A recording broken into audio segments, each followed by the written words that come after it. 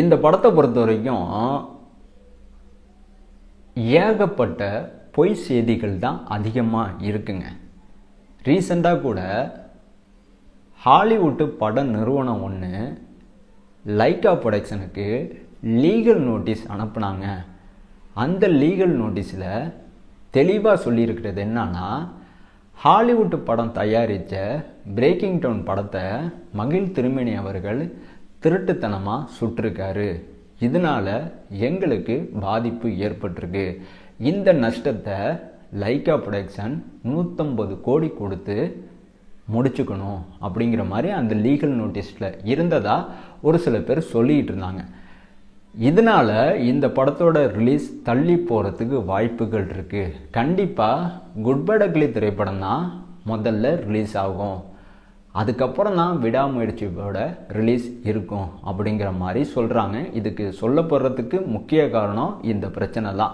ஆனால் இப்படியாப்பட்ட ஒரு பிரச்சனை லைக்கா ப்ரொடக்ஷன் சந்திக்கவே இல்லை. ஏன்னா நடக்கவே இல்லை, நடந்தால் தானே சந்திக்கிறதுக்கு.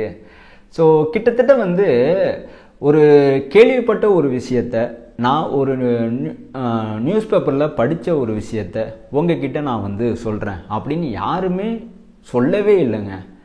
நான் சொல்கிறது எல்லாம் உண்மைதான் அப்படிங்கிற மாதிரியே சொல்லிகிட்டு இருக்காங்க. அதே சமயம் பிரேக்கிங் டவுன் படத்தோட தயாரிப்பு நிறுவனம் பார்த்திங்கன்னா ஹாலிவுட் இண்டஸ்ட்ரியில் மிகப்பெரிய ஒரு தயாரிப்பு நிறுவனம். ஸோ அவங்கள்ட்ட இல்லாத காசா அவங்க போய் 150 கோடிக்கு அஃபிஷியலாக லீகல் நோட்டீஸ் அனுப்புவாங்களா? அவங்களாம் இதெல்லாம் பெருசாகவே எடுத்துக்க மாட்டாங்க, கண்டுக்கவே மாட்டாங்க. இதை நான் சொன்னால் நீங்கள் நம்ப மாட்டீங்க. ஏன்னா ஒரு சின்ன யூடியூபர் தானே, இப்போ தானே இந்த ஃபீல்டுக்குள்ளே வந்திருக்கேன். ஆனால் எனக்கு முன்னாடி இருக்கிற பெரிய பெரிய யூடியூப் சேனல்லேருந்து விடாமுயற்சி படத்துக்கு காப்பிரைட் பிரச்சனை இருக்குது அப்படின்னு சொன்னால் உடனே நம்பிடுவீங்க. அதே சமயம் நான் இந்த படத்தை பற்றி இல்லை, எனக்கு தெரிஞ்சு என்னோட சேனலில் கடைசியாக கூலி படத்தில் நாகார்ஜுனா நடிக்கவே மாட்டார் அப்படிங்கிற மாதிரி ஒரு பொய்யான ஒரு இன்ஃபர்மேஷனை நான் சொன்னேன். பட் ஆனால் நாகார்ஜுனா கூலி படத்தில் நடிக்க போகிறாரு அப்படிங்கிற ஒரு விஷயத்தை அஃபிஷியலாக தான் நான் தெரிஞ்சுக்கிட்டேன். அப்போவே நான் முடிவு பண்ணேன், இனிமேட்டு எந்த ஒரு இன்ஃபர்மேஷனையும் உங்ககிட்ட சொல்கிறப்ப உண்மைத்தன்மையோடு தான் சொல்லணும். அப்படி இல்லைன்னா நான் இப்படி ஒரு விஷயத்தை நான் கேள்விப்பட்டேன், இப்படி ஒரு விஷயத்தை நான் படித்து தெரிஞ்சுக்கிட்டேன், இதை நான் உங்ககிட்ட கன்வே பண்ணுறேன், நீங்கள் நான் சொல்கிற இன்ஃபர்மேஷனை உண்மைத்தன்மை இருக்கா இல்லையான்னு அலசி ஆராய்ஞ்சி அதுக்கப்புறம் ஒரு முடிவுக்கு வாங்க அப்படிங்கிற மாதிரி நான் சொல்ல ஆரம்பிச்சிட்டேன் இப்போ வரைக்கும். பட் ஆனால் இந்த மாதிரி யாருமே சொல்லலை. என்னமோ அஜித் இவங்கள்ட்ட கேட்டு தெரிஞ்சுக்கிட்ட மாதிரியும், மகிழ் திருமணிகிட்ட கேட்டு தெரிஞ்சுக்கிட்ட மாதிரியும், லைக்கா ப்ரொடக்ஷன்கிட்ட கேட்டு தெரிஞ்சுக்கிட்ட மாதிரியும், ஹாபிஸ் பாய்கிட்ட கேட்டு தெரிஞ்சுக்கிட்ட மாதிரியும், இதுதான் நடக்குது, இதுதான் நடந்துக்கிட்டு இருக்கு, இதுதான் நடக்கும் அப்படிங்கிற மாதிரி உறுதியாக சொல்லிகிட்டு இருக்காங்க. கேட்டால் நாங்கள் சினிமா இண்டஸ்ட்ரியில் இருக்கோம், ஸோ எங்களுக்கு தெரியாத சினிமா இண்டஸ்ட்ரி நியூஸே கிடையாது, நாங்கள் தான் சினிமா இண்டஸ்ட்ரியை ரூல் பண்ணுறோம், எங்களுக்கு தான் முதல்ல எல்லா இன்ஃபர்மேஷனும் தெரியும் அப்படிங்கிற மாதிரி தப்பாக சொல்லிகிட்டு இருக்காங்க. ஸோ முதல்ல விடாமுயற்சி படத்தோட டீசர் வரதுக்கு முன்னாடி என்ன சொன்னாங்க தெரியுமா? இந்த படம் அவ்வளோதான், மகிழ் திருமேனி காலி, அஜித் இவங்க மகிழ் திருமேனியோட வாழ்க்கையில் விளையாட ஆரம்பிச்சிட்டாரு, இப்படிலாம் ஒரு நடிகர் பண்ணலாமா, இவரெலாம் மனுஷனா, இந்த மாதிரிலாம் யாராச்சும் செய்வாங்களா, காசுக்காண்டி இந்த மாதிரி மற்றவங்க வாழ்க்கையில் பூந்து விளையாடலாமா, அஜித் இவங்க இஷ்டத்துக்கு நடந்துக்கலாமா அப்படிங்கிற மாதிரி பேச ஆரம்பிச்சிட்டாங்க. இன்னும் என்ன சொன்னாங்க தெரியுமா? மகிழ் திருமேனிகிட்ட போய் அஜித் இவங்க எனக்கு ஏற்ற மாதிரி கதையை ரெடி பண்ணுங்க, உங்கள் ஸ்டைலுக்கெலாம் என்னால் நடிக்க முடியாது, எனக்கு விருப்பப்பட்டால் தான், எனக்கு பிடிச்சிருந்தா மட்டும்தான் நான் நடிப்பேன், அதுவும் எனக்கு எப்படி சொல்கிறதுனா பக்கா கமர்ஷியலில் ஒரு ஆக்ஷன் படம் வரணும், ஆனால் உங்கள் இஷ்டத்துக்கு உங்களோட மேக்கிங் ஸ்டைலில் நான் நடிக்க மாட்டேன் அப்படிங்கிற மாதிரி அஜித் சொன்னதாக சொல்லிகிட்டு இருக்காங்க. இன்னொன்று என்ன தெரியுமா? லைக்கா ப்ரொடக்ஷனுக்கும் அஜித்துக்கும் மனஸ்தாபம், ரெண்டு பேரும் சண்டை போட்டுக்கிட்டாங்க காசு பிரச்சனையில். அஜித் சம்பளத்தில் பிடிவாதமாக இருக்கார். ஸோ இத்தனை கோடி தான் சம்பளம் வாங்குவேன்னு உறுதியாக இருக்கார். 10% கூட சம்பளத்தில் குறைச்சிக்க மாட்டேன்ருக்காரு. ஆல்ரெடி வந்து லைக்கா ப்ரொடக்ஷன் நஷ்டத்தில் இருக்காங்க. ஸோ இவர் கூட வந்து அதை புரிஞ்சிக்காமல் எனக்கு கொடுக்க வேண்டிய பணத்தை சம்பளத்தை அப்படியே கொடுத்துருங்க அப்படிங்கிற மாதிரி உறுதியாக கேட்டுட்ருக்காரு. கொஞ்சமாச்சும் வந்து ரெஸ்பெக்ட்ஃபுல்லாக நடந்துக்க வேண்டியது தானே, மனிதாபிமானத்தோட நடந்துக்க வேண்டியது தானே. ப்ரொடியூசரே வந்து நஷ்டத்தில் தானே கஷ்டப்பட்டுட்ருக்காரு. அப்படி இருக்கும் பட்சத்தில் இப்படி வந்து நடக்கலாமா, இப்படி வந்து பேசலாமா அப்படிங்கிற மாதிரி சொல்லிக்கிட்டு இருக்காங்க. அதே சமயம் பிரேக்கிங் டவுன் படத்தோட ரைட்ஸை லைக்கா ப்ரொடக்ஷன் வாங்காமல் இல்லை, வாங்கிட்டாங்க. எப்போ வாங்கினாங்க தெரியுமா? 3 மாதத்துக்கு முன்னாடியே. பட் ஆனால் எவ்வளோ அமௌண்ட்டுக்கு ரைட்ஸ் வாங்கியிருக்காங்க அப்படிங்கிற ஒரு விவரம் யாருக்குமே தெரியாது. அதே சமயம் இந்த படத்தோட ஷூட்டிங் ஆரம்பிக்கிறப்ப கிட்டத்தட்ட கொஞ்ச நாளுக்கு பிறகு தான் பிரேக்கிங் டவுன் படத்தோட கதையும் சீன்களும் மேக்கிங்கும், விடாமுயற்சி படத்தோட கதையும் சீன்களும் மேக்கிங்களும் ஒரே மாதிரி இருக்குது அப்படிங்கிறத லைக்கா ப்ரொடக்ஷன் தெளிவாக புரிஞ்சுக்கிட்டாங்க. அதனால் உடனே டிலே பண்ணாமல் பிரேக்கிங் டவுன் திரைப்படத்தோட ப்ரொடியூசரை காண்டாக்ட் பண்ணி படத்தோட ரைட்ஸை கம்ப்ளீட்டாக வாங்கிட்டாங்க. ஆனால் இவங்க சொல்கிறப்ப இதையும் சேர்த்து தானே சொல்லியிருக்கணும். ஏன் சொல்லலை? ஏன்னா அவங்களுக்கு நல்லாவே தெரியும், பொய்யான செய்தியை சொன்னால் மட்டும்தான் மக்கள் வதன்னு ஷேர் பண்ணுவாங்க, ரசிப்பாங்க. உண்மையா பொய்யான்னு மக்கள் ஆராய மாட்டாங்க. அதே சமயம்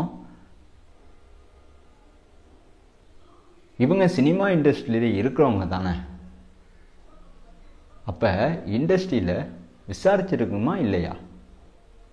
அரச புரசலாக வந்த ஒரு இன்ஃபர்மேஷனை வச்சுக்கிட்டு உண்மைத்தன்மை இருக்கா இல்லையான்னு அலசாமல் இவங்க பாட்டு போகிற போக்கில் பொய்யான ஒரு தகவலை பரப்பி விட்ருக்காங்களே, இது வந்து தப்பு இல்லையா?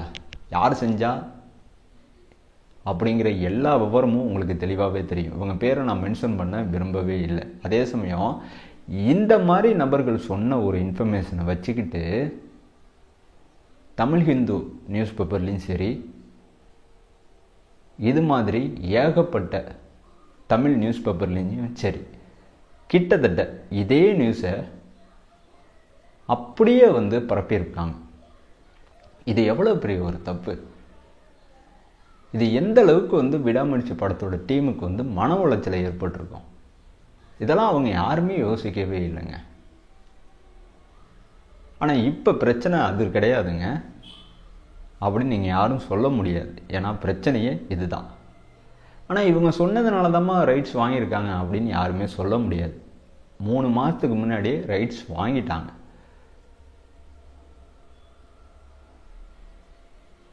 ஏன் இப்படி சொல்கிறாங்க?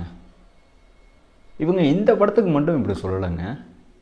நிறைய நபர்களோட தனிப்பட்ட வாழ்க்கையில் நடக்காத ஒரு விஷயத்தை நடந்த மாதிரி சொல்கிறாங்க.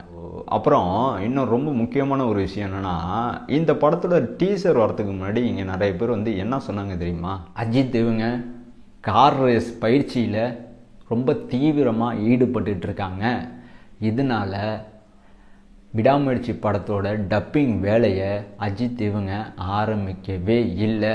மகிழ் திருமேனியை அஜித் இவங்க பழி வாங்குறாரு.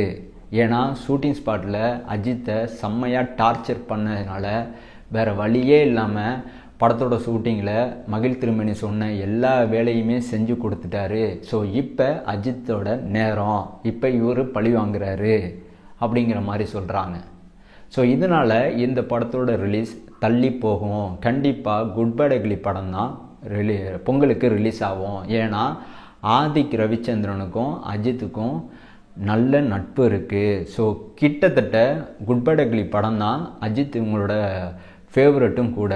ஆனால் விடாமுயற்சி படம் அஜித்துக்கு சுத்தமாக பிடிக்கலை அப்படிங்கிற மாதிரி சொல்கிறாங்க. ஸோ கண்டிப்பாக வந்து குட் பை ugly படத்தோட அந்த டப்பிங் ஒர்க்கை தான் அஜித் ஆரம்பிப்பாங்க. ஸோ நீங்கள் வேணால் பாருங்கள் நடக்குதா இல்லையானுங்கிற மாதிரி சொல்கிறாங்க.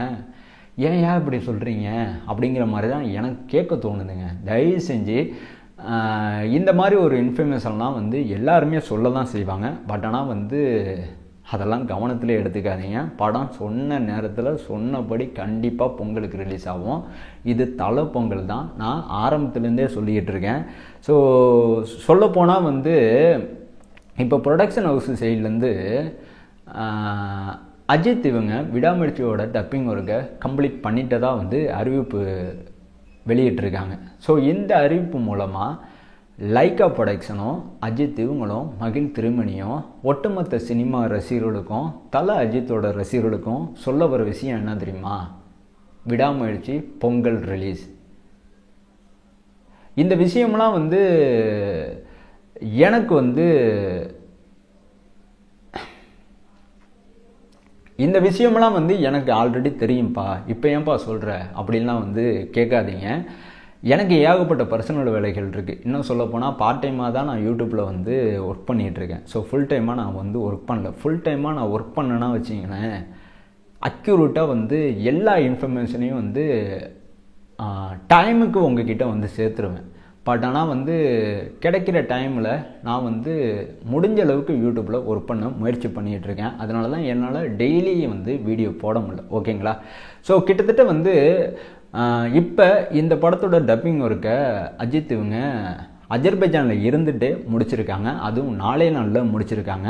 அஜர்பைஜானில் ஒரு டப்பிங் ஸ்டூடியோவில் தான் அஜித் இவங்க டப்பிங் ஒர்க்கை கம்ப்ளீட் பண்ணியிருக்காங்க. ஓகேங்களா? ஸோ கிட்டத்தட்ட வந்து 4 நாளில் நான் ஸ்டாப்பாக கேப்பே இல்லாமல் இந்த படத்தோட டப்பிங் ஒர்க்கை கம்ப்ளீட்டாக முடிச்சிட்டாங்க. அதே மாதிரி இந்த படத்தோட டீசர் வந்ததுக்கே இங்கே நிறைய பேர் வந்து அதிரிபுதிரியாக குதிச்சிட்டு இருக்காங்க. செம்மையாக இருக்குப்பா டீசர் அப்படின்னு வந்து சொல்லிகிட்டு இருக்காங்க. ஏன் இந்த படம் வந்து ஃப்ளாப் ஆகணும் அப்படின்னு வந்து நினச்சிக்கிட்டு இருந்தவங்க கூட இந்த படம் வந்து வெற்றி அடையும்பா அப்படிங்கிற மாதிரி சொல்லிகிட்டு இருக்காங்க. ஜஸ்ட் டீசரில் டயலாக்கே இல்லை, வெறும் பிஜிஎம் மட்டும்தான் இருந்துச்சு. ஸோ இதுக்கே எப்படின்னா இப்போ அடுத்ததாக வந்து படத்தோட ட்ரெய்லர் வரப்போகுது. எப்போ தெரியுமா? டிசம்பர் மாதமா, அதுவும் 30ஆம் தேதி 31ஆம் தேதி கண்டிப்பாக ரிலீஸ் ஆகும் அப்படின்னு சொல்கிறாங்க. ஏன்னா படத்தோட ரிலீஸ் ஜனவரி 9. ஸோ வரப்போகிற ட்ரெய்லரில் டயலாக்லாம் இடம் பிடிக்கும். அப்போ ட்ரெய்லரை பார்த்துட்டு இங்கே எத்தனை பேர் என்ன விதமாக பேச போகிறாங்கன்னே தெரியல. செம்ம எக்ஸைட்டிங்காக தான் இருக்குது. எனிவே அஜித் இவங்களோட டப்பிங் போர்ஷன் மட்டும்தான் முடிஞ்சிருக்கு. த்ரிஷா இவங்களோட டப்பிங் போர்ஷன் இன்னும் முடியல. ஆக்ஷன் கிங் அர்ஜுனோட டப்பிங் போர்ஷன் இன்னும் முடியல. ஆரவ் இவங்களோட டப்பிங் போர்ஷன் இன்னும் முடியல. அதே மாதிரி ரெஜினா இவங்களோட டப்பிங் போர்ஷன் இன்னும் முடியல. அதே மாதிரி இந்த விடாமுயற்சி படத்தில் அஜர்பைஜானில் லோக்கல் சினிமா இண்டஸ்ட்ரியை சேர்ந்த ஆர்டிஸ்ட்டும் இந்த படத்தில் நடிச்சிருக்காங்க. இவங்களோட டப்பிங் வரைக்கும் இப்போ அஜர்பைஜானில் மகிழ் திருமணி அவர்கள் கம்ப்ளீட் பண்ணியிருக்காரு. கிட்டத்தட்ட வந்து படத்தோட அந்த பின்னணி இசைக்கான வேலையை அனிருத் அவர்கள் ஆரம்பிச்சிட்டார். ஸோ டிலேயே ஆகாது, நான் ஸ்டாப்பாக ஒர்க்கு போயிட்டுருக்கு. ஒரு சைடு வந்து இன்டர்நேஷ்னல் சவுண்டு மிக்சிங் வேறு நடந்துக்கிட்டு இருக்கு. ஸோ கிட்டத்தட்ட வந்து சொல்லக்கூடாது, இருந்தாலும் நான் சொல்கிறேன், கங்குவா படத்தோட மிகப்பெரிய எதிர்மறையான விமர்சனத்துக்கு முக்கிய காரணமாக சொல்லப்பட்டது சவுண்டு ரொம்ப அதிகமாக இருக்குப்பா, மிக்சிங்கு சரியே இல்லை, ஏன் இப்படி பண்ணாங்க, படத்தில் எதுவுமே எங்களுக்கு வந்து புரியல அப்படிங்கிற மாதிரி தான் சொன்னாங்க. இது மிகப்பெரிய ஒரு குற்றச்சாட்டாக இருந்துச்சு இந்த கங்குவா படத்தில்.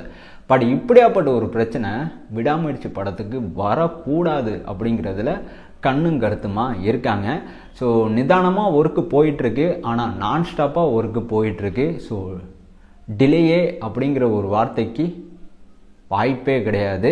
சொன்ன மாதிரி சொன்ன டேட்டில் கண்டிப்பாக இந்த படம் வந்து ரிலீஸ் ஆகும். ஆனால் குட் பை ugly திரைப்படத்தோட அறிவிப்பு பொங்கல் அப்படிங்கிற மாதிரி ப்ரொடியூசர் இப்போ வரைக்கும் சொல்லிகிட்டு இருக்காரு. இது உங்களுக்கு கன்ஃபியூஸாக இருக்கலாம்.